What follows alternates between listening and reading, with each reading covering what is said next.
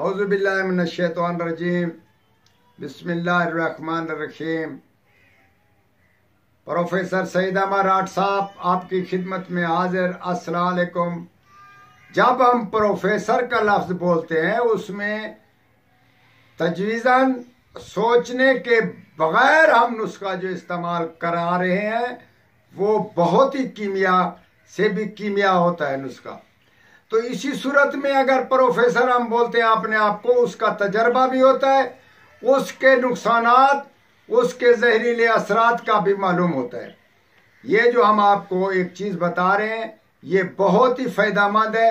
ये बगैर नुकसान के नुस्खा हम पेश कर रहे हैं। आप सर्दियों के तौर पे या कुव्वत मर्दानगी कम होने के बसूरत में ये नुस्खा आंख बंद कर आप इस्तेमाल करें। इसका बहुत सा फ़ायदा है और आप इस फ़ायदे से खाली ना होंगे इंशाअल्लाह ताला। 3-4 दिन के बाद ये जवानी फिर नई जवानी हो जाएगी। आप ऐसा नुस्खा हम पेश कर रहे हैं कि आपने कभी सुना ही ना होगा। और इसका इस्तेमाल हम लोग बूढ़े लोगों को कराते हैं और ख़ुद भी करते हैं। ये बहुत इसमें असर वाला है। हरमल का बीज ले लें।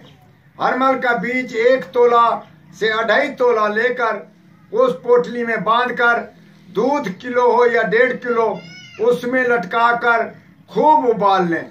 2-3 उबाले के बाद पोटली को बाहर करें। दूध ठंडा होने पर जैसे आप इस्तेमाल करें, मीठा डालकर या बगैर मीठे के, आप उसको इस्तेमाल करें। रात को सोते वक्त, सुबह को नाश्ते के बाद, जिस वक्त आप इसको इस्तेमाल करें इंशाअल्लाह ताला ये अगर आप 10 से 11 दिन के बाद इसके जो असरात होंगे वो कुव्वत बर्दाश्त के होंगे इंशाअल्लाह ताला। आप 2 से 3 शादियां करें और सर्दियों में खूब मौज उठाएं और जवानी का फिर लुत्फ उठाएं।